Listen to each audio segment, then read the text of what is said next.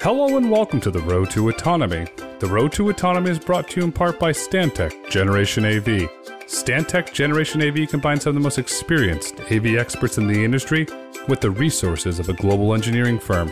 Stantec Generation AV provides education, consulting, assessment, and guidance to any industry interested in autonomous vehicles. Learn more at stantec.com. Hello and welcome to the Road to Autonomy. I'm your host, Grayson Brulte. On today's episode, we're absolutely honored to welcome Dr. Matt Markel, President, Spartan Radar. Matt, welcome to the podcast. Thank you so much. It's a pleasure for me to be here today. I'm excited to have you here because first and foremost, you're a world-renowned expert on radar, and I want to highlight, you're not only expert, you wrote the book on radar. You wrote a book called Radar for Fully Autonomous Driving. That's impressive.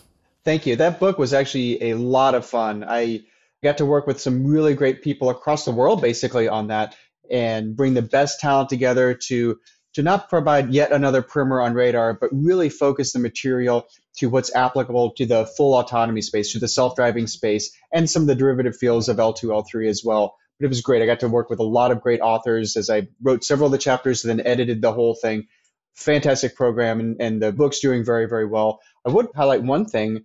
Every dime that book makes for me goes directly to help STEM in the Dallas area, where the city where I live. So science, technology, engineering, and mathematics. So all the proceeds go to help that in the Dallas area.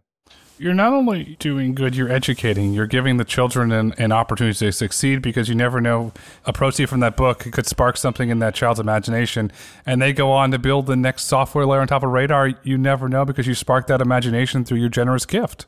Absolutely. We all stand on the shoulders of those that came before us. So I'm just trying to continue to pay it forward for those that'll follow in our footsteps and do great and wonderful things more than I can even imagine myself. So you're doing great things, and your experience, you come out of defense with radar, which I think frankly is really cool, all the incredible work that we've done in defense, and now you're working on fully autonomous at Spartan. I'd love to know, with your great vast experience from Waymo, from Ghost, what is the current state of the radar market? It's a great question. I think it's a really interesting time for radar. On the one hand, radar has never been more prolific automotive vehicles, primarily for the L2, level 2 features.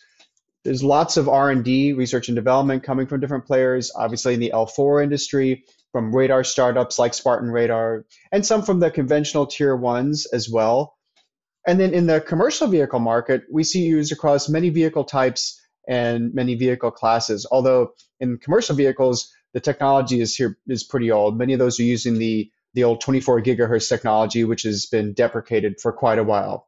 So good things in the proliferation standpoint, but it's also kind of a weird time for radar. What's the next big pull? On commercial vehicles, bringing them up to today's technology is pretty obvious, but they have some really tough use cases to solve. When you look at construction and agriculture and mining, how fast and how hard can they lean into really getting everything they can out of the radar? It's going to be interesting to see. For L4, we see a contraction, basically, and most of the effort there seems to be on going to market via software enhancements to what they already have. From my talking to people, if they kind of haven't already developed a radar, they're probably not going to be indigenously developing one till kind of the generation after next in the L4 market. And then with L2, L3, basically the consumer automobile markets, the needs are increasing, but not uniformly across the whole market. They're still very, very price conscious. By now, we should have been seeing 4D imaging radars dominating every RFQ that comes out, and we're just not exactly seeing that yet. So I think that's an interesting time from that standpoint. And then, of course, we can't talk today without acknowledging the fits and starts of the current economic situation. That doesn't help provide clarity in terms of where things are going either. So it's a very interesting time. It's an extremely interesting time. If you talk about the economic situation, will the Feds raise interest rates? Will they not raise interest rates? You have half the analysts on this side say, okay, maybe a quarter basis point. Then you have this side wait and hold until the data catches up. It's definitely interesting times there. The 24 gigahertz for commercial vehicles for the radar is very interesting. If I think of commercial vehicle, I think of a large Caterpillar or a Kawasaki, a very large commercial vehicle. Me thinks, okay, they have to last longer than a traditional lease. If you're going to lease a vehicle as a consumer, 3 years, you get a new one. For those radars on those commercial vehicles, can they be upgraded and updated over time so you don't have to put the whole truck out of service? So there's a lot of aftermarket things that can go on with that as well. So you definitely don't throw the $1 million system away just because a couple $100 radar is not meeting your requirements anymore. But it's the time it takes to service those and replace those, as well as really designing the right system to go on them, that I think is where a lot of the work needs to go. What's the right system for this? Not just taking an automotive sensor and slapping it on, but how do we really optimize for that application? How are commercial vehicles using the right system, the right application for radar? Is it for safety enhancements? Is it perhaps if you're operating in an underground mine to detect an object that you might not see because of the darkness? So you can think about how commercial vehicles will use radar both today and tomorrow. Today, safety and uptime are key metrics. These vehicles need to move fast. They're often moving at night. For garbage trucks, for example, there's over 2,500 accidents per year and about 2 deaths per week from garbage trucks. So safety is, like you mentioned, safety is a key aspect of that as well. On construction equipment, these often have very large blind spots. If you think of kind of the cool construction equipment that we played with toys from when we were a kid, backhoes and articulated dump trucks, they all have very limited view. If you've ever been in one of those, in some of those, you're completely blocked on one side. You just have no visibility out that side. If you look at the sides of an excavator, those are the ones that have the tracks and then the top part that articulates with the backhoe sort of thing in the front. You'll see that it is really, really banged up on the aft portion of that part that articulates on the top. And that's from this very powerful piece of machinery hitting something that it probably didn't want to hit. So safety is a big, big thing for them right now. But as you look towards the future, I think you look towards autonomy, especially in agriculture and construction and mining.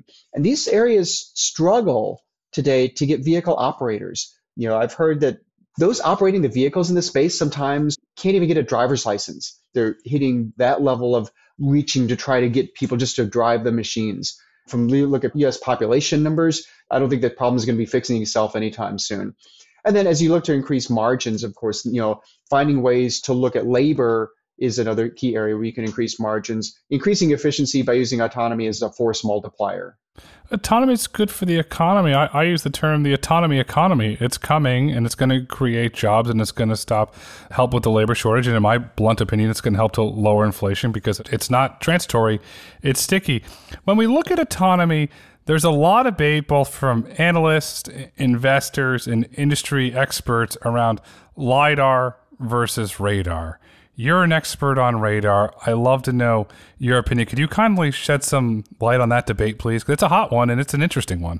So I love these types of debates, by the way, Grayson. It's awesome because you get smart people together who are passionate about technology. They discuss it. Everybody becomes smarter. We all become smarter. The audience becomes smarter. No one takes it personally, or at least you shouldn't take it personally. It's not like you're insulting someone's politics or religion or something like that. So let's double click on that a little bit. First of all, laser clearly has better spatial resolution. It's roughly 3,000 times the frequency, and that just really helps on the spatial resolution there. So there's no way really you're going to get that level of resolution typically out of a radar. The question ultimately is going to be like, what do you really need for the system? But so lasers have the better spatial resolution. At Radar Club, where we hang out, where all the radar guys hang out, we have this kind of the standard set of answers for like why radar is better. It's substantially cheaper. The radar can typically see farther. It's easier to install, easier to maintain. We like to throw out the fact that radar can measure velocity instantaneously through the Doppler effect. You don't have to try to associate, well, I think this was this piece in this one frame, this was that same piece in another frame, and I'll look at where they've moved in terms of range and try to differentiate to get velocity. And then we'll talk about weather and say like, well, fog really just beats up a LiDAR, which is true. I think it's actually in many of the commercial autonomy applications that we talked a little bit about, like agriculture and construction, it's actually dust is more of a driver. They may not operate in fog, but dust, that'll be one of the things that really hits them. But I think there's also a few more subtle radar advantages as well. Radar provides the ability to see around and under things in front of you.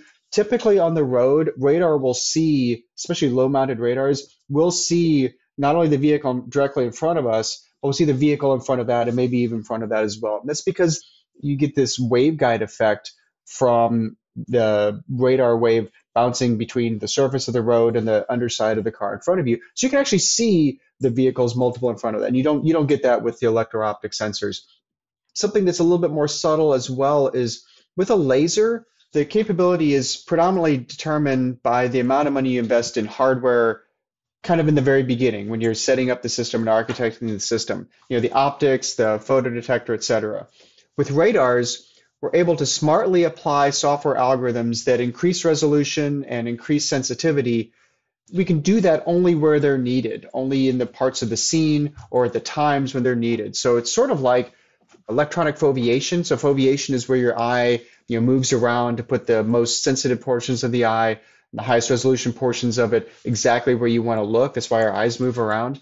And we can replicate that with radar, which by putting the special software and the special signal processing just where we need it in the scene.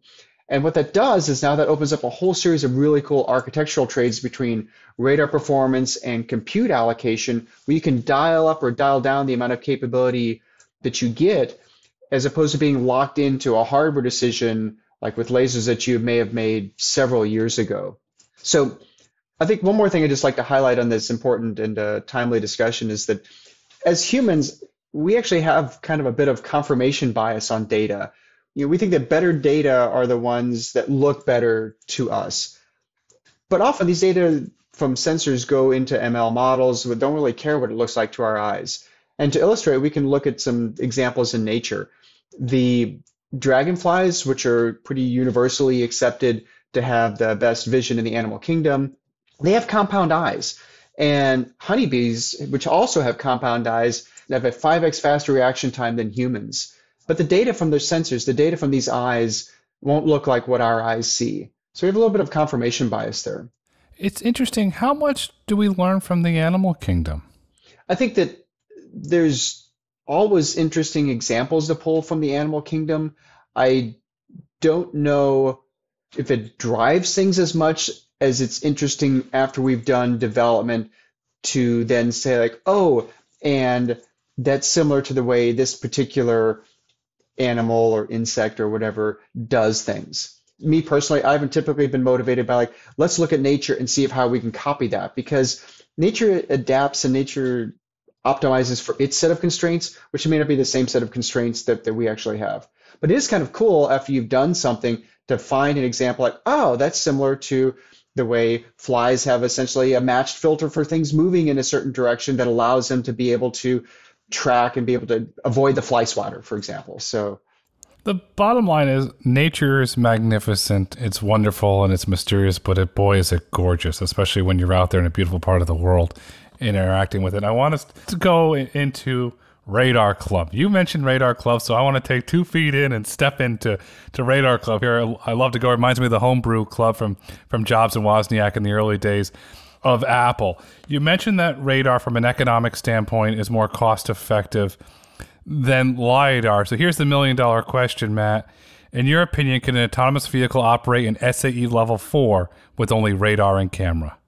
So I love Reese's peanut butter cups, okay, especially the dark chocolate ones, because the way the flavors work together and complement each other, it's just awesome. To me, the radar camera combination is the Reese's peanut butter cup for autonomy and automotive sensing. It's a great combination where one sensor's strengths offsets the other's limitations. For example, cameras have great spatial resolution. No sensing modality out there beats cameras. Radar's resolution is okay. It's decent. We see more and more advances in that area. Spartan has software that helps increase that, but it's at best okay. It's not what a camera is. The radars do great in weather. They're much better than EOS sensors. While cameras suffer from weather, poor lighting conditions, etc., radars can see in the dark. The cameras can't detect range. Radars do very well at detecting range. And as a matter of fact, our ability to measure range is, at least a first order, not a function of the actual range itself. So to illustrate, if I can see something at 10 meters and I can see that to plus or minus a foot, let's say, for example, and if I can still see it at 100 meters, I will probably be able to have an ability to measure range that's still within plus or minus a foot at that 100 meters as well. So that's how good radars are at range. The cameras can see colors. Radars, we got nothing there. Radar Club, we got nothing on this ability to see color, at least at the frequencies that we're at. But radars, because the waveform is coherent, we can detect velocity. Again, through the Doppler effect, we can detect that very, very accurately. So there's these great ways that the radar and camera offset each other and complement each other when used for autonomy. Your question is back on, can they do this thing for L4? So let's unpack that a little bit. The L4 definition is that the system's driving the vehicle. It doesn't require a human takeover. That's the difference between L4 and L3. And it's operating in some sort of a limited condition. So the answer to your question is yes. But the real question is like, what are those conditions? What are those operational design domains? What are those ODDs that this combination can operate in? Can it do freeways? Sure. Freeways are pretty straightforward. I think you'll need radars in the front and probably in the back, maybe two in the back. So you can do lane changes, which you'll need for freeway autonomy. But camera tech is really good, and you can fuse these two sensors smartly, and that should be able to give you L4 autonomy on the freeways. How about suburban areas? I'd say probably. The likelihood of getting stuck is not really great. And I think that's an important point to make is if you design the system with a safety mindset, the problem doesn't center around, are you going to crash? Are you going to get hit? It centers around, are you sure enough that you can take an action so you can move towards your destination? And if you're unsure, then you're stuck. So suburban areas, though, I think in general, you're not going to get stuck. You can work your way through that with those two sensing modalities. The question is going to be now in like really dense urban situations, downtowns, airports, et cetera. That, by the way, that's the golden market for the robo-taxis as well. So they have to, for them to really be successful and achieve what they really want to, they need to crack that nut. But the question is, are you going to get stuck when you have all these people around doing weird things around you? And if you get stuck, you're going to cause a bunch of traffic jams that ultimately get you shut down and prevent the ability for that service to be useful. So in theory, humans do this. We operate in dense urban environments just with our primarily optical sensing, but we have great eyes. We have really, really great resolution in our eyes, and we have a giant supercomputer that we call our brain. So humans kind of do it. So there's one sort of proof point there that can be done optically. I think the real issue is that you have multiple variables in play. You have the sensing data, you have the size of compute, and then for the business folks, you have time to market. Because there's no reason why someone can't say like, look, I think you can do it with radar and camera, but I can't afford to wait the time to prove that out. So I'm going to make a more expensive system, put all the modalities there, and in theory, get to market faster. And maybe only sell that to a subset of the market, maybe so we can afford the extra sensing modality there. But that doesn't mean that you can't do it with radar and camera. I believe that you can. The question is like, are the people that are developing that technology going to be waiting the time to really prove that out? Is the cost savings and the simplicity of the architecture beat the time to market? That's an interesting, and I agree with you around, let's say, step one, highway, especially for passenger vehicles. When you look at running camera and radar on a passenger vehicle, I'm going to go down a level to an L3 level. Does that start to introduce personally owned autonomous vehicles where, let's say, you live in suburbia, and you're a couple miles from the highway, and it's a very easy drive, and the vehicle can drive you on the highway, and then when you're on the highway, but then when you get to that dense urban environment, you take over. Is that a use case of where radar and camera work really well, and when you get to that challenging dense urban environment, the human could take over, but yet for that, say, 90% of that journey, it is autonomous? There's something like 60%, two-thirds, something like that, of the miles driven in the United States are on freeways. That's a really useful model. If I had a car that was L4 on the freeway that I could trust, it's L4, but you got to still pay attention, which really isn't L4, and it's going to kick out every 5 minutes or so. If I had L4 on the freeway, I would buy that car today. We just haven't seen people be able to make that. When I study the market, the demand's there, and it's going to be really interesting to see if the OEMs listen. Miss Mary Barra from GM gave a speech at Stanford this week and saying that GM is fully committed to the personally owned autonomous vehicle. Miss Barra unfortunately didn't give great detail, but the fact that she's out there saying that GM's committed to this and they want to bring it online by 2030 will be interesting. And then we have the Mobileye Porsche deal, and they're hinting towards it. But the question is, can the technology get there? When we look at the robo-taxi market with the full stacks, the Waymos, the Cruises, the Motionals that have the full stack where they have the cameras, the LiDARs, the radars, what is the importance of having radar in that stack? Right. So I think it's universally accepted that you want redundancy from multiple spectra to really be able to trust the autonomy. So multiple spectra means you want something in the cameras plus LiDAR or LiDAR plus radars. So you want one of those. But I think the other thing is that you really want one of those to be in the visible spectrum. So that really means it's a camera. So it devolves into it's a camera plus one other spectra. And now you're kind of back to the radar versus LiDAR question that we talked about a little earlier. I think one thing that radar brings in that as well, just in terms of importance of having radar and autonomous vehicle stack, if you think of something that's got cameras in there, the radars will bring what we call active detection. There's a physical signal that starts from the sensor, is transmitted into the environment, reflects off the target, is received back from that target, and that signal has an amplitude and other characteristics that can be measured and only exists when something is really there. With cameras, you have to infer that something's there, and that can be tricky with different lighting, different colors, different reflections, different backgrounds, etc. So with radars, though, you can't fool it in putting a picture of something in front of you that's smaller and basically have it think that it's the vehicle at a different range. Stereo camera that does provide an active detection metric, but I think we see those are pretty limited in range to the very short baseline that they have.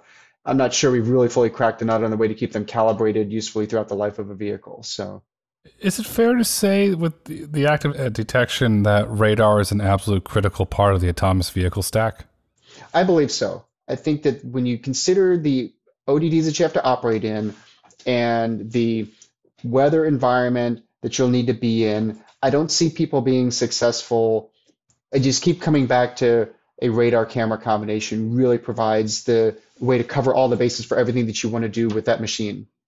And radar and camera, it's scalable from an economic standpoint. The tier ones, the OEMs, the suppliers, they can build it into their overall supply chain without having to go to the consumer. Oh, by the way, that's a $7,000 upgrade, which you're not going to have a very big take. They can make it a smaller upgrade or bake it into the price of the car, which makes it, to me, from an economic standpoint, very appealing because you're going to get mass scale. You've worked on projects, Matt, with ginormous scale. Defense Department, when they do a project, it's not, hi, we're in Bob's garage. It's a massive undertaking. You have fancy Air Force bases, which, like I said, you got a lot of cool toys at these places. How is your skill set translated from the defense use cases to civilian use cases? Are there overlaps? Are there similarities there? Yeah, great question. So I really loved my time in defense. I was there for almost 30 years. Basically, for my entire career, I didn't think I would ever do anything but work in that area. Defense taught me how to use cutting edge technology to solve really, really difficult problems. In defense, we bring a deep systems engineering focus, and we think holistically about the system, not just as a widget or an algorithm or a sensor. We think through the problem from start to finish to see at least one possible solution or a couple possible solutions, and that allows us then to inform our decisions as we move throughout the program. In defense, we have strong leadership role models, and we have a very strong sense of ownership. And for me personally, I got to spend a lot of time in defense R&D, which takes all the above and then kind of tailors those to earlier stage programs. These are kind of the ones that are a little bit closer on the spectrum to a startup mindset versus building a battleship or a bomber or an F-35, et cetera. So one thing I found out, I actually discussed this in the book you mentioned earlier, The Radar for Fully Autonomous Driving, is in the defense, we're all very passionate about the mission, defending our land, defending our people, defending the servicemen and women, basically defending our way of life. When I joined Waymo, I didn't expect to find that same sort of passion there, but I was wrong. Their desire to save lives was just as strong as the folks that were working with me in defense to support our mission there. Every year, we lose just about as many people on the roads in the United States as we do to breast cancer. Now, both of those are too many, but the desire to fix it was just as strong in the autonomy sector to basically take a big bite out of that number. Say it doesn't have to be like this. We don't have to have 40-something thousand people dying every year on the roads in the United States with, according to NHTSA's numbers, 96% of those being human fault. They want to take a big bite out of that. Just like in defense, we want to protect our land and protect our people and protect our way of life. So although the specific problems change, the tools and the mindset from defense, those translated very well for me. And I think you see that a lot at Spartan Radar. Many of the team members that we have here come from defense, and some actually worked with me when I was at Raytheon or at the Air Force Research Lab. So you don't see that too often in tech startups, but it helps keep us focused on building and shipping products that are valuable to our customers because we're part of a bigger story.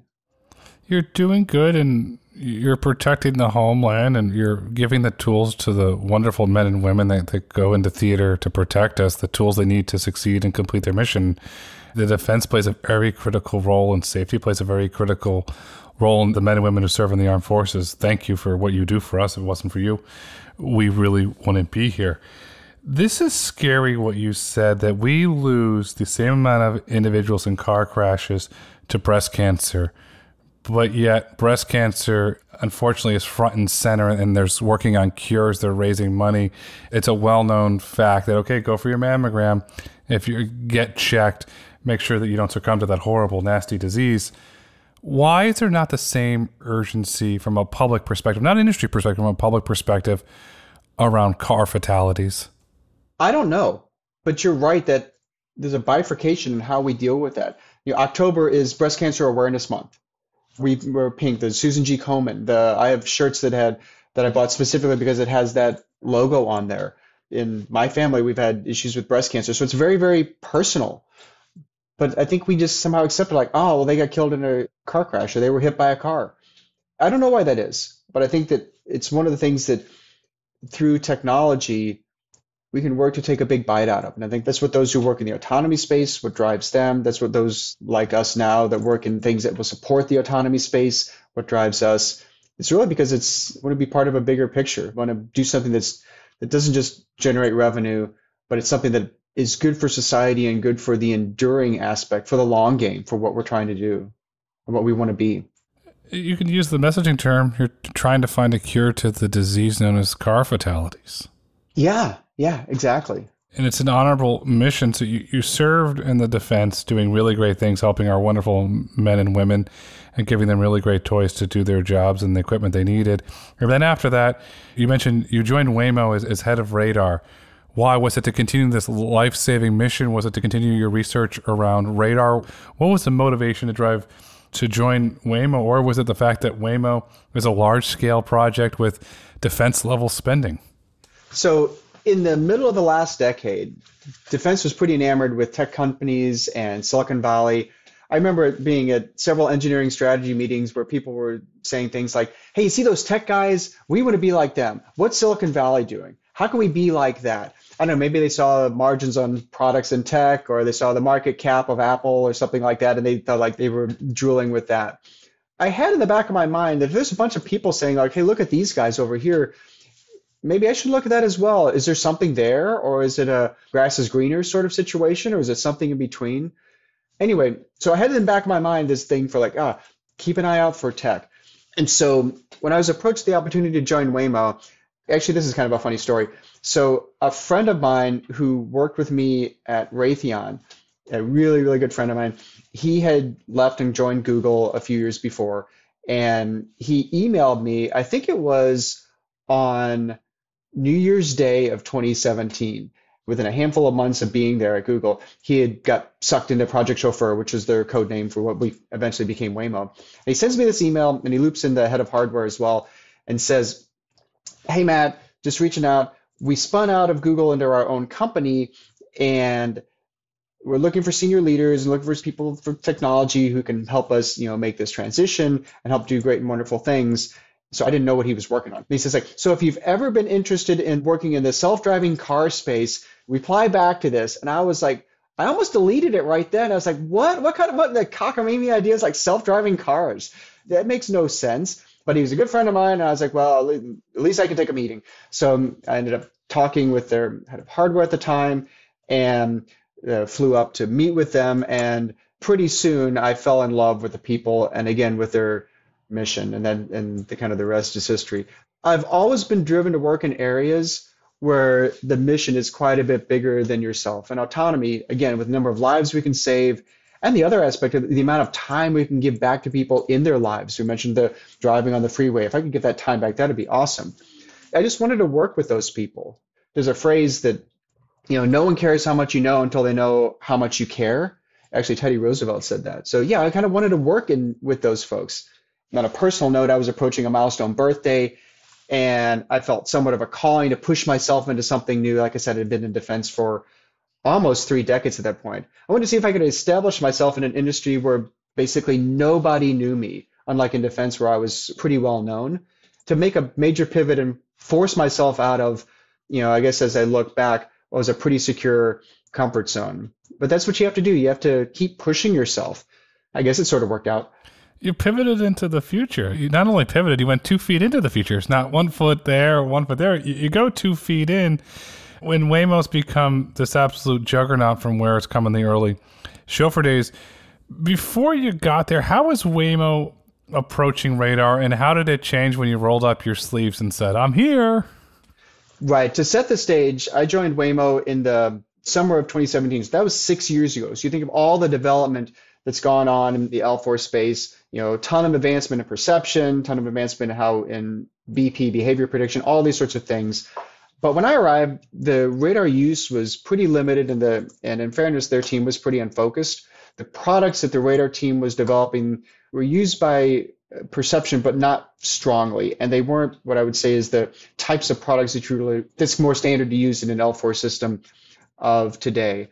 And the radar itself that they were using was better than what was available from the early generation tier ones, but it's nowhere like the long range, very, very sensitive imaging radar that we developed and is on the fleet today. So when I joined, I had 3 major goals: increase the performance of the radar, develop radar products, the things that the radar provides that allow deeper penetration into the perception stack, and then to help the team get better organized so they could better execute.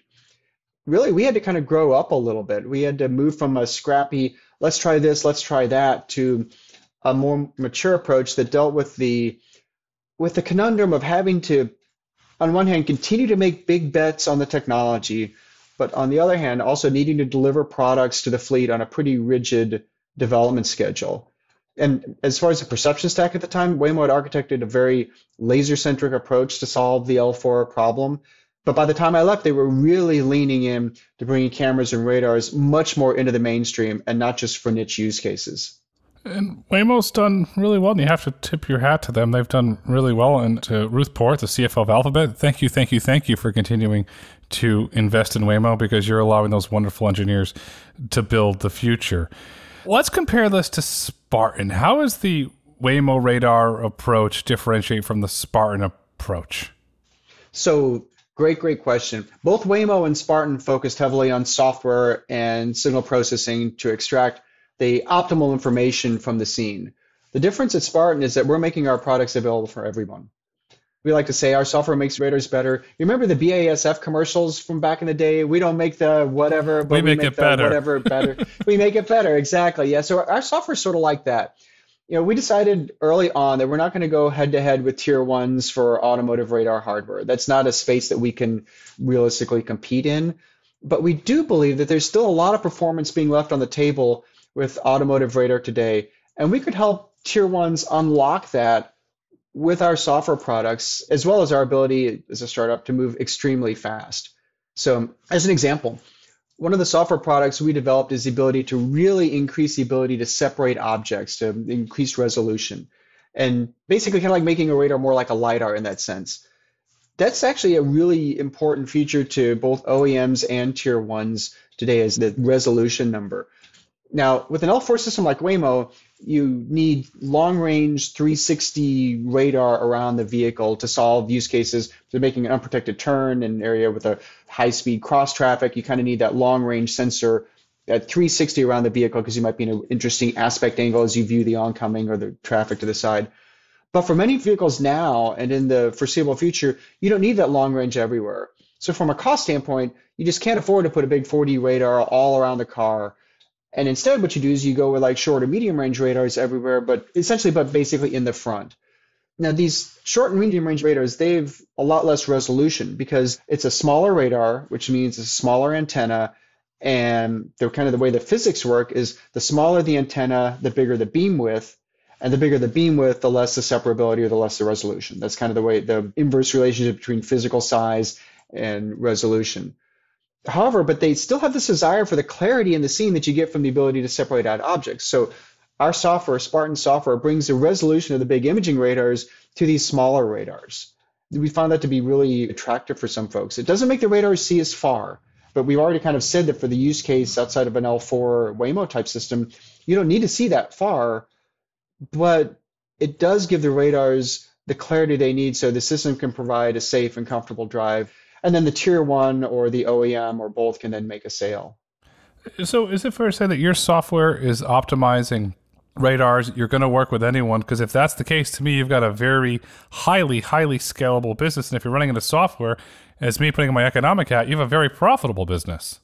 Right. That's the idea, is that, when you think about the scalability of what we're doing, you want to break that down in like a couple different areas or several different ways to look at it. One is, what's the market, right? So I think we all agree the automotive radar business is huge and it's continuing to grow. So the TAM there is large.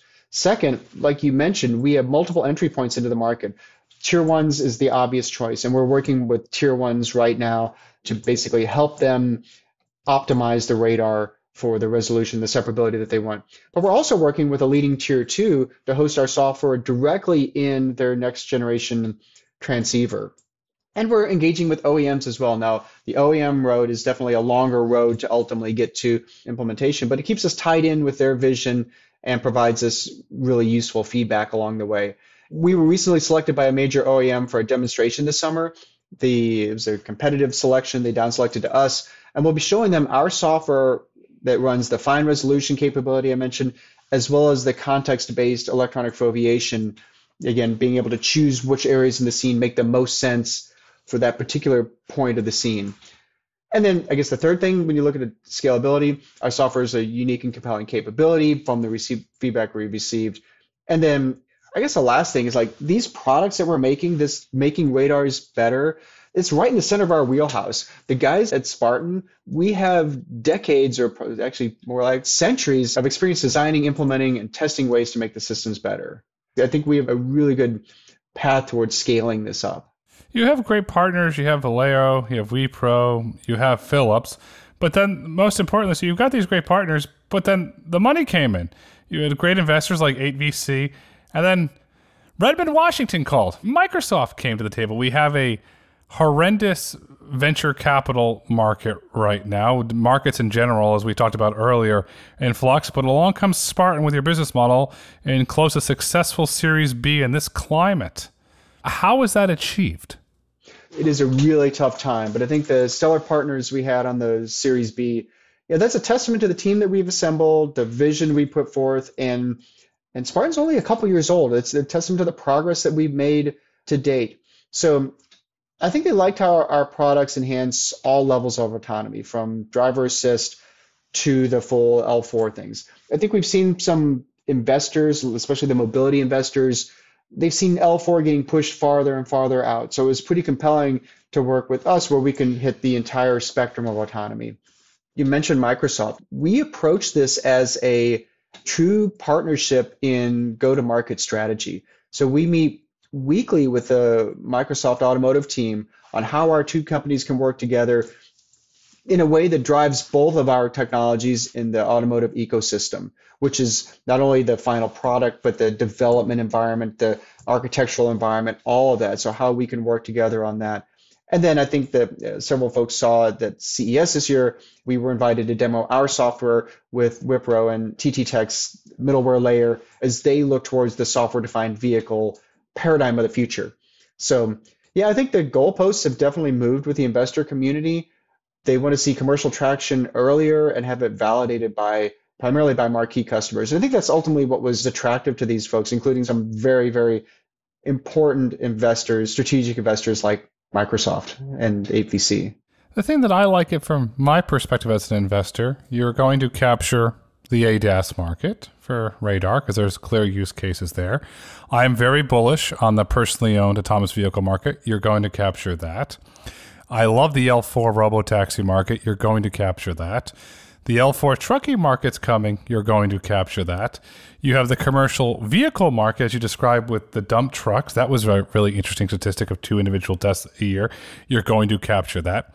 Mining is booming because of the shift to electric vehicles. Oh, by the way, you're going to capture that. So your market opportunities to capture are astronomical. And me as an investor, I get to hedge my bets because if one market falls down, you have multiple markets to fit over. And the best part about it is your skill set and technology will transfer over to those markets without diverging from the core product of what you're building there. I want to highlight, this is a big one, Valeo. I mentioned it earlier, but wow. You've got the partnership with Valeo. How is that partnership with Valeo helping the business to scale? With Valeo is great because it's a real symbiotic relationship. The combined product is with Valeo's experience and insight and wisdom coupled with our special software. It's a really strong offering. And it's a great business model for us as well. When they win, we win, and we can work together to increase the likelihood of that winning. I think one of the things that we see also is that because we're adding software capabilities to these systems, it provides flexibility for the tier one. It makes them relevant to multiple OEMs, multiple applications, multiple RFQs without a change in the hardware. They can change things on the software level that we're providing and be relevant across the spectrum without having to iterate hardware every single time. It's a success. We talked about it earlier, but from a commercial vehicle, you can essentially upgrade it with software. When you were sitting here looking at key markets of where Spartan could potentially go, could generate meaningful, profitable, recurring revenue, why was commercial vehicles one of those key markets? So our mission is to unlock the full value of radar for the safe and reliable movement of people and things. And notice I didn't just say people in that. So commercial vehicles may not be as sexy as a Mercedes EQS. We talk about that vehicle a lot in terms of its capabilities, but they're extremely important. Construction, agriculture, forestry, mining to make, like you said, the materials for all these other industries. And then, of course, shipping everything around. That's really what enables our society. That allows us to do what we want to do and have the things that we want to have. But unfortunately, because of the scale that these operate at, they just haven't been able to get access to the creativity and the custom development that they need to meet their stressing needs. Their volumes just don't intersect with the business models of traditional tier ones, basically. I think they look at us like our speed and our expertise can help them develop the solutions that they need. We like to think of our products at Spartan as software and software plus hardware. That latter is what we'll be using in the commercial vehicle space often. But in both of these, the software is the dominant feature. That's how we unlock the value of radar, is through the software. And what we do is we exploit these synergies between software and, of course, the systems engineering that drives how you architect it, how you test, how you develop, all of that. We have the synergies across those so that between the two software lines, software and software plus hardware, we can make sure that those are both running efficiently. As a startup, you have to always be on the lookout for distractions and dilution of focus, right? Trying to go after too many good ideas and ultimately not being able to make traction in any, that can be the cause of death for a startup. But I think in this case, we're able to serve both the commercial vehicle customers as well as those in automotive by smartly leveraging the synergies between the two and focusing on the software aspect of things. To me, they complement each other. Overall, how do you see the radar market evolving over the next decade for both commercial vehicles and autonomous vehicles? Will it start to complement each other? I love the analogy you used earlier, Reese's peanut butter cups. Will they start to come together more closely, or where is it going to go? I think that with the L4 systems and L4 autonomy, we all know that that's really hard, right? Making a really solid L3 system is actually pretty difficult as well. And as OEMs push to make these really solid L3 capabilities or L4 and on freeways, et cetera, they're going to be ratcheting up the requirements on sensors. And that ratcheting up requirements is going to be similar as well, if not exactly in application, to what we'll see in the commercial vehicles as well. One of the main things is we need to increase recall while maintaining the same precision. Or in radar speak, we need to make sure we increase the probability of detection of knowing that if something is there, that we are going to see it, while not increasing the probability of false alarms, not getting a bunch of false alarms that cause the system to not be trusted. And that's going to be an interesting challenge as the balance between performance and price point, which has always been driven much more towards price point in commercial and especially in consumer automobiles, may swing a little bit more towards performance. But I think the biggest thing I see, and this directly affects both commercial and automobiles, is that there's a move towards making the vehicles and then the radars as well more software defined. For software defined radars, we can think of this as like an API that right after the ADCs, the analog to digital converters, gives the data available. So the entire signal processing chain and entire data processing chain can now be housed centrally. We see that desire both from the commercial side as well as what we see. We talk about it a lot on the automobile side, but because we just don't talk about commercial all that often, but in the commercial people I've engaged with, we see that very strongly there as well. Like they want to make this move to central processing and software-defined machines for them because it gives them flexibility and upgradability, prolongs the useful lifetime of the sensor. It gives them access to much richer data for machine learning. I think that's one of the key things as well, is if you're giving detections or tracks, that's ultimately not going to be the data that you need to really be able to get the most out of a machine learning algorithm or a machine learning model. It provides opportunities for revenue streams as we turn on comfort and other features that you need advanced sensing capabilities for. This is actually a cool thing, where an OEM or a system integrator can choose the best software and the best hardware and not be stuck when they don't come from the same company. That's actually one of the things that we've been doing in defense for a long time. Defense makes an acronym out of everything. We had what we call MOSA, the modular open system architecture, but the concept is the same. Instead of like being vendor locked in something, try to define things so that they're interchangeable. So if you want to swap out the radar head, you can do that, but you don't have to go buy a whole bunch new set of software as well. It's defined through an API. And this is all kind of for the automobile side. We look at this as juxtaposed against this whole shift towards the EV re-architecting the system. And I think as they re-architect it for EV, they're looking to re-architect it for this concept of software definition as well, like GM Ultify, for example. Is software-defined radar the future of radar? I think so. I think you'll see that taking a page out of defense, the ability to add more and more features over time, more and more capability over time. You know, when we think of software-defined, we think of it as the flexibility to be able to use the same thing for multiple different applications. We think of it as the adaptivity to the real-time environment. So it's making decisions based on what it sees right now. That's typically aspect of software-defined, as well as the upgradability, which is what we typically think of when we think of software-defined. I think that's the future. That's been the future of phones for a while. That's been the future of computers for a long, long time.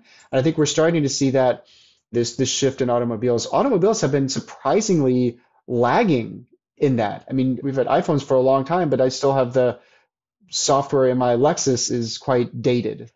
Well, we're getting there. Everything is going over-the-air updates. It's going to be really fascinating to see how the software-defined radar market evolves. And Matt, this has been a really interesting, fascinating conversation where you've come on and you've shed incredible light on Spartan and the radar market in general. So I thank you for that.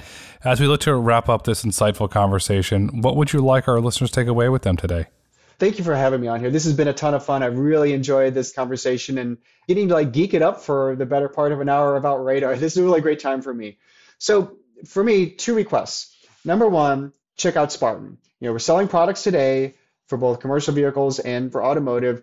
And if the products don't meet what you need, then send me an email or follow me on LinkedIn and we'll find a way to work to solve hard problems. That's what we get really excited about. So number 1 is check out Spartan.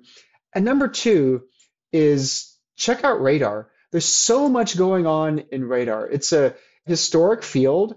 I think the first application was in the World War II with the chain home British system to give indications that the bombings were imminent.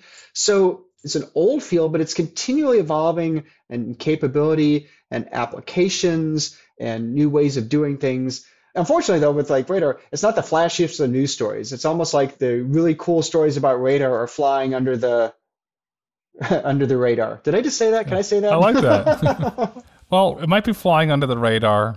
Spartan pretty soon is going to be flying above the radars because Spartan is building the future of software-defined radar. The future is bright. The future is autonomous. The future is Spartan Radar. Matt, thank you so much for coming on the road to autonomy today. Absolutely, Grayson. Thank you so much for having me. If you've enjoyed listening, please kindly rate, review, and subscribe on your favorite podcast platform.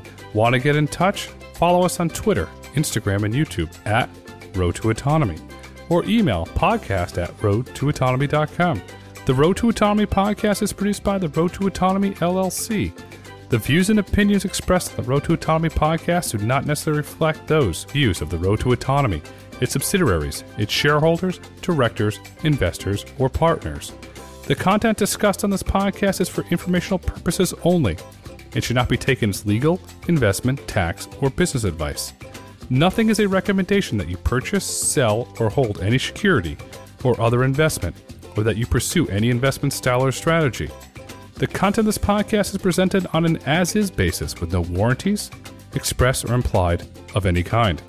Financial mentions about companies in the Road to Autonomy Index and discussions about the Road to Autonomy Indexes are for informational purposes only and should not be relied upon when making any investment decision.